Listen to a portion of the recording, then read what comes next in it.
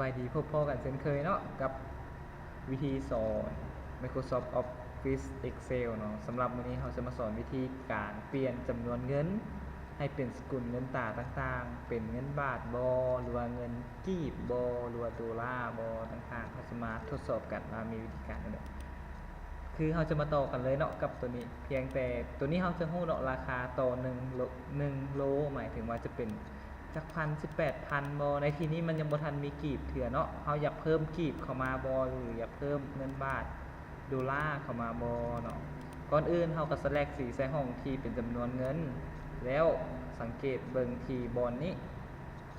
number เนาะอยู่ในที่นี้จะมีaccount number format เราเลือกเอาเลยว่าสิเอาเป็นเงินอังกฤษบอเงินเป็นเงินอังกฤษบอหรือว่าไทยบอยูโรบอถ้าเฮาว่าจะเอาบาทเฮาก็คลิกใส่บาทตึ๊บแต่ของอาจารย์บ่ออกเนาะมันนี่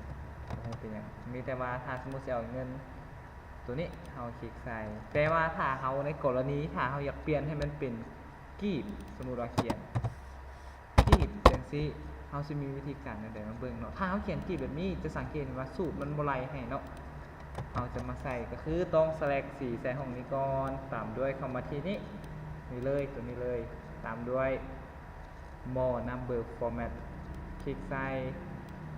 แล้วมาเลือกเอา currency เนาะจุดบอลนี่มันจะมีบอกว่าอยู่บนนี้ size บอลนี่เนาะหมายถึงว่า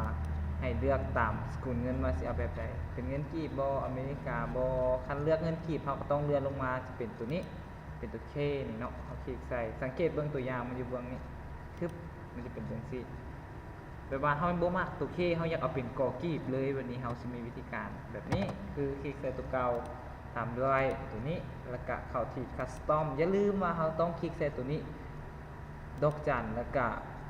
จุดดอกจัน2ตัวแล้วก็ลบเลข0ออกตามด้วยยะว่างบาท1เขียนกอกีบใส่แล้วสังเกตเบิ่งอยู่เทิงนี่ถ้าเฮาบ่ยะว่างเนาะเฮาเขียนติดกันเลยกอกีบมันก็จะติดกันเฮายะว่างบาท1ก็จะได้หลังจากนั้นก็โอเคไปเลยตึ๊บสังเกตเบิ่งโอเคได้แล้วตัวนี้เดี๋ยวเฮาอยากมีวิธีการให้เป็นเงินกีบคือกันเฮาเองเนี่ยคลิกค้านเข้าไปสร้างอยู่บนนี้อีกเฮาก็เพียงแต่คลิกซะนี่แล้วไปที่ format printer ตัวนี้Painter นี่คลิกใส่แล้วก็ select สีลงมาเขาหลังจากเขาคลิกเขาเจนมันเหน่งแนบอยู่นี่เนาะแล้วเขาก็รวดลงมานี่เลยคลิกจึงไว้ปะเรียบร้อยออกมาเรียบร้อยโอเคขอจบเท่านี้เนาะสำหรับตัวนี้แล้วเมื่อหน้าเขาจะมาต่อตัวใหม่ติดตามกันเด้อ